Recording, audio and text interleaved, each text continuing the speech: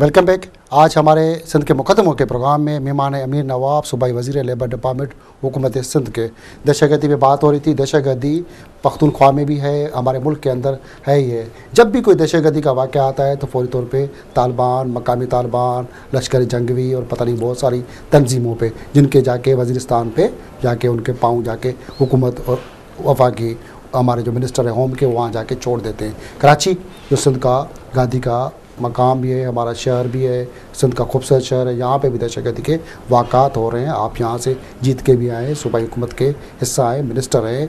बहुत सारे वाक़ात गुज़िश्ता साल 10 मुहर्रम का जो वाक़या हुआ, उसके बाद अब्दुल्ला शाह गाजी का वाक़या और दूसरे जो PIDC हाउस, बहुत सारे 2-3 बम धमाके हो चुके हैं। अब एक एहसास दिन है हमारे मुहर्रम आराम, ख़ास करके जब भी हमारा कोई एहसास इवेंट आते हैं, एहसास दिन आते हैं तो दहशतगर्द अपना कुछ न कुछ वारदात करके जाते हैं। इस हवाले से हुकूमत, आप ANP सब क्या प्लानिंग्स है? क्या बिल्कुल जनाब, मैंने पहले भी तस्करा ये किया था कि ये हमारा क्या दरा था कि जो हम भुगत रहे हैं लश्करी जंगवी या मुख्तलिफ तंजीम को जो आपने हवाला दिया, ये लोग जाके उठ के और वहाँ जाके नर्सरी के तौर पे और अब उसमें वज़ीरिस्तान में ट्रेनिंग करके फिर वहाँ पर इस्तेमाल होते थे, अब बैक हो रहे हैं यहाँ पर।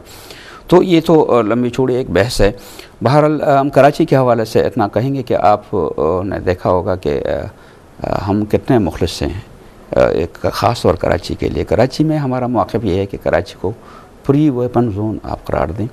तमाम असलहा बर सरकार ज़ब्त हो, चाहे असलहा लाइसेंस याफ्ता हो या गैर लाइसेंस याफ्ता हो। और अभी तो हमारे असफंदियार वली ख़ान ने क्लियर कट MQ को भी दावत दी कि जनाब आप आएँ और बैठें और कराची की सूरत हाल को। MQ भी हमेशा कहती है असले से कराची को पाक करें, तो आप भी कहते हैं तो फिर कौन सी रुकावट? यही तो मैं कह रहा हूँ ना कि नहीं है, मतलब असले से पाक का मकसद हम तो कहते हैं कि तमाम किस्म के असले हैं जो भी हैं, क्योंकि कराची में कोई ख़ानदानी दुश्मनी नहीं, कोई कबायली झगड़ा नहीं, कोई चीज़ नहीं है। यहाँ पर आप दुबई में जैसा है आप यहाँ पर कर लें, क्या वो कबाहत है उसमें? तमाम लोगों का उसमें है फ़ायदा है।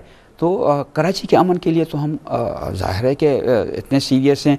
और दहशतगर्दी के हवाले से तो मैंने पहले ही आपसे कहा कि हम बादशाह खान के फ़लसफ़ा अदम तशद्दुद के पैरोकार हैं, तो वो अदम तशद्दुद वाला कभी चाहेगा तशद्दुद कहीं भी हो। तो ज़ाहिर है कि लास्ट टाइम जो हुआ था उसमें मुहर्रम के हवाले से ख़ास तौर पे इसमें ये जो मोहम्मद अली जिन्ना रोड पे हुआ था और या उसको चहलम के हवाले से हुआ था या मुख्तलिफ़ किस्म की जो चीज़ें हैं, इसको हमेशा हमने कंडम की हैं।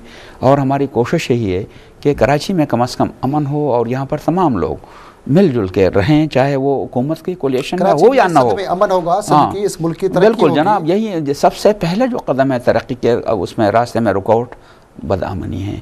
अगर यहाँ अमन होगा तो इंडस्ट्रियलाइजेशन होगी, लोग सरमायाकारी करेंगे, लोग आएंगे बाहर से बहुत सारे, क्योंकि हमारा तो डिपार्टमेंट ऐसा है कि सरमायादारों से, इन लोगों से हमारी मीटिंग है और तमाम मुख्तलिफ उनके इंस्टीट्यूशन में जाना, उनसे तो तबादला ख्याल होता है। और वैसे भी हम समझते हैं कि किसी भी मतलब मुल्क की तरक्की का दरमदार अमन पे है। अगर अमन होगा, अमन नहीं होगा, अमन के हवाले से हमारी 700 इंडस्ट्रीज, सारे लोग हमारे जाएंगे बाहर, 700 इंडस्ट्री बंद होने से लेबर को बहुत सारा नुकसान पहुंचा है, लेबर बेरोजगार, पूरे मुल्क को नुकसान पहुंच रहा है। देखिए सब मुल्क कैसे देखते हैं कि 700 इंडस्ट्रीज सिंध के अंदर बंद हो गई, इतना सारा लेबर वो हज़ारों की लाखों की तादाद में बेघर और बेरोजगार हो चुका है। आजकल वो धक्के खा रहा है, भीख मांगने पे मजबूर हो चुका है, महंगाई उरूज पे पहुंच चुकी है। इस अमल को कैसे देखते हैं आप? लेबर के सिंध हुकूमत के मिनिस्टर भी हैं। यही हमारा वो है प्रोग्राम भी है और यही अभी कोशिश हमारी यही है, जो मैं कह रहा हूँ कि हमारी हुकूमत ने सबसे ज़्यादा तवज्जो अमन अमान के हवाले से दी है और वो आप देख भी रहे हैं, क्योंकि हम काफ़ी हमारे साथी वो शहीद भी हुए हैं और भी ये हो रहे हैं, लेकिन इस चीज़ को हमने नहीं देखा। जो चीज़ गलत है उसको हमने गलत कहा है और उसके लिए उसके ख़िलाफ़ जदोजहद भी की है। और यही हमारा नुक्ता नज़र है कि जनाब, अगर इस मुल्क को आपने आगे बढ़ाना है तो सरमाएदारों को अपने फेवर में लेना है, उनको यहाँ इनवाइट करना है। अभी हमारा जो सरमाएदार है वो जाके मलेशिया में, इधर उधर कहीं बाहर के ममालिक में सरमायाकारी करता है, यहाँ से खौफ के आलम है इस किस्म के। तो ज़ाहिर है कि वो उन तमाम चीज़ों को, अमन अमान के मसले को हम इसलिए अवलियत दे रहे हैं कि उनका एतमाद बहाल हो, वो जो इंडस्ट्री चल रही हैं वो भी चलती रहें और मज़ीद सरमायाकारी आए इस मुल्क में। इस मुल्क में ख़ास तौर पे सुई गैस की जो शॉर्टेज है, ये एनर्जी की जो शॉर्टेज है, इसको दूर करने के लिए हमारी हुकूमत लगी हुई है। फिर यह है कि हमारी हुकूमत की पॉलिसी है कि हम छोटे छोटे इंडस्ट्री जोन बनाए हैं, सिंध में बनाए हैं, और वहाँ पर वो जो मुकामी लोग हैं, जो आपका ये कल्चर हमारा ऐसा है, ख़ासतौर सिंध में मैंने खुद देखा है कि वहाँ एक गाँव से अगर दूसरे गाँव में जाता है तो कहते हैं मुसाफिर हो गया, तो वहाँ यहाँ आना नहीं चाहता है शहरों में, तो वहीं करीब में उनको इंडस्ट्रीज़ में, रोज़गार में, तमाम चीज़ों में उनको आगे ले आएँ। और इस मुल्क के लिए, क्योंकि अभी अगर हम इस हुकूमत में नहीं कर सके तो मैं नहीं समझता हूँ, क्योंकि फुली यानी एक तो पीपल पार्टी को वास्ट मेजॉरिटी यहाँ सिंध में हासिल है, फिर उसके साथ हम कोलिशन में हैं, क्यों कोलिशन में है, मुस्लिम फंक्शन को कोलिशन में है, तो ज़ाहिर है कि तमाम पार्टीज़ मिलकर, जदूई साहब के वो जो एनपीपी है वो कोalition में, तो यहाँ पर तो अपोजिशन है भी नहीं, तमाम लोग हैं। तो इस वक्त एक अच्छा मौका है कि हम इस मुल्क में इंडस्ट्रियलाइजेशन, इसमें इंडस्ट्रीज़ कायम करें, और इंडस्ट्रियलाइजेशन के बाद ज़ाहिर है कि आपको मुल्क को वहाँ रोज़गार भी मिलेगा, गुरबत और अफलास का खात्मा भी होगा, और आपकी वो प्रोडक्शन भी बढ़ेगी। चाहते भी हैं कि इंडस्ट्रीज़ बने, उल्टा यहाँ से इंडस्ट्रियाँ चली गई बाहर, 700 इंडस्ट्रियाँ बंद हो गई। अमन हमारे कौन सी कुव्वतें हैं, कौन से इदारे हैं जो इस मुल्क को, सिंध को खास करके जनाब, हम ये समझते हैं कि वो लोग जो अमीरियत में फ़ायदे उठाते रहें वो डेमोक्रेसी के ख़िलाफ़ हैं, और वो लोग इन अक़दामात को अच्छी नज़र से नहीं देखते हैं। आप देखते हैं कि जैसे जमहूरी हुकूमत आती है तो पीछे वो मुख्तलिफ़ पावरों से वो लग जाते हैं, ताकि ये है कि डेमोक्रेसी को क्या समराट लोगों तक पहुँचे नहीं। अब देखें इतने बड़े जो अक़दामात हुए हैं, और जहाँ पर यानी एक सियासी स्टेबिलिटी आई है, और उस सियासी स्टेबिलिटी के बाद आपको इकनॉमिक स्टेबिलिटी की तरफ आगे बढ़ना था, लेकिन आपको बढ़ने नहीं दे रहे हैं मुख्तलिफ़ पावरों से। हालाँकि हुकूमत वो लगी हुई है, अपना काम कर रही है, नहीं है कि हम बैरूनी ममालिक भी जा रहे हैं, लोगों को राज़ी भी कर रहे हैं, दोस्त ममालिक से भी अफीलें कर रहे हैं, उनको उनसे एग्रीमेंट भी कर रहे हैं, उनको भी ला रहे हैं, और अपने लोगों को प्यावर में लेके एक यहाँ पर ख़ास तौर पे सरमायाकारी के लिए तो हमारे यहाँ पर एक मुशीर भी है, सिंध हुकूमत ने वो मुशीर मुकर्रर किया है। तो ज़ाहिर है कि ये मोती वाले साहब को, तो ये तमाम जो अमल हो रहा है तो वो इसीलिए कि हम सनत में आगे बढ़ें, और हमारे जो जमहूरियत के समरात ये लोगों तक पहुँचे, ताकि लोग भी इस चीज़ को समझे कि अमीरियत और जमहूरियत में क्या फ़र्क है, और आइंदा के लिए जदोजहद मिनिस्टर हैं सिंध हुकूमत के।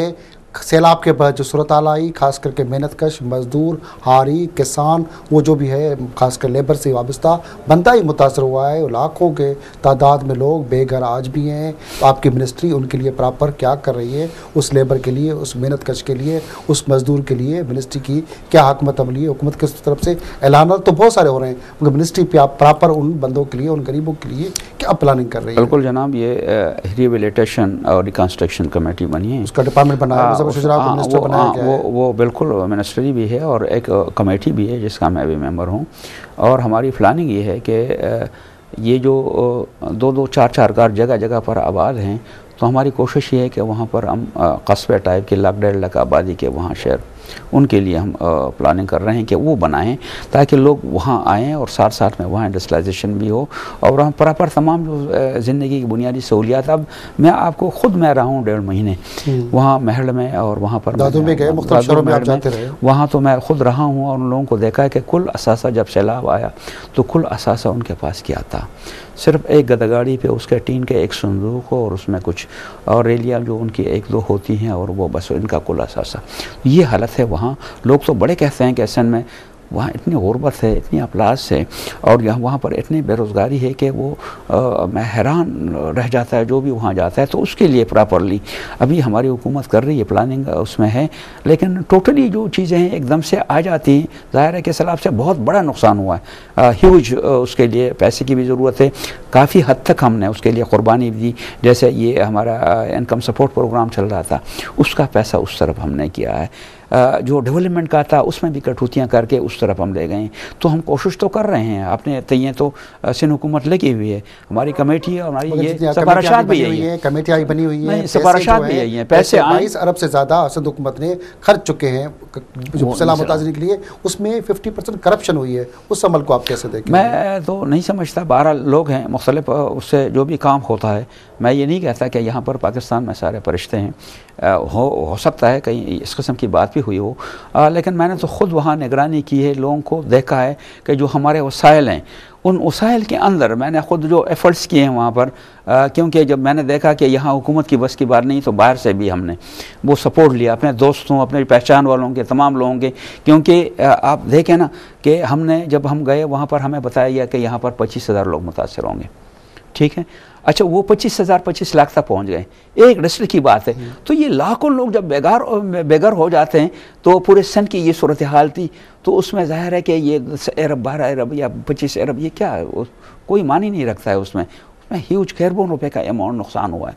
तो खरबों रुपए की ज़रूरत है, लेकिन यह है कि ज़ाहिर है हम ये भी नहीं कहते हैं कि भाई अगर वो ज़रूरत है तो जो वसाइल है उनको तो हम इस्तेमाल कर रहे हैं। लोगों को उस वक्त वक्ती तौर पे जो वो 2-3 इसके मरहले हैं। एक तो वो जो शुरू का मरहला है कि लोगों को फ़िलहाल मेडिसिन दी जाए, उनको खुराक दिया जाए, उनको बैठाया जाए। सेकंड मरहला फिर रिहेबिलिटेशन का आएगा, क्योंकि पूरा सिस्टम आपका डिस्टर्ब हुआ है। आपके तमाम नहरें टूट गई हैं, तमाम आपके रोड टूट गए हैं, तमाम आपके जो वो स्कूल हैं, वो तमाम डिस्पेंसरीज, तमाम लोगों के घर, तो ये तमाम रिहेबिलिटेशन नुकसान हुआ है। ये नुकसान हुआ है बहुत ज़्यादा। आपसे बहुत सारी बातें करें, वक्त की इख्तिताम की तरफ अब जाते हैं। नाज़रीन, आज हमारे साथ अमीर नवाब सिंध हुकूमत के लेबर मिनिस्टर, अवामी नेशनल पार्टी के सेंट्रल एग्जीक्यूटिव कमेटी के मेंबर हैं। सिंध के अवामी नेशनल पार्टी के एक ही मिनिस्टर हैं, उनमें अमीर नवाब अपनी सिंध के हवाले से, लेबर के हवाले से, मेहनत कशों के हवाले से अपना किरदार बखूबी बेहतर नमूने से सर अंजाम दे रहे हैं। आज उनके साथ हमारी सिंध के हवाले से, सिंध की खास करके दहशतगर्दी, माराम आराम और सिंध हुकूमत की कारकर्दगी, उसके हवाले से बहुत सारी बातें हुई हैं। हम कोशिश करेंगे अमीर नवाब से आने वाले वक्त में कोई वक्त लेके बाकी सारे मामलात पे बातें करें। तब तक अपने मेज़बान हमीद भुट्टो को इजाज़त दें। अल्लाह वही।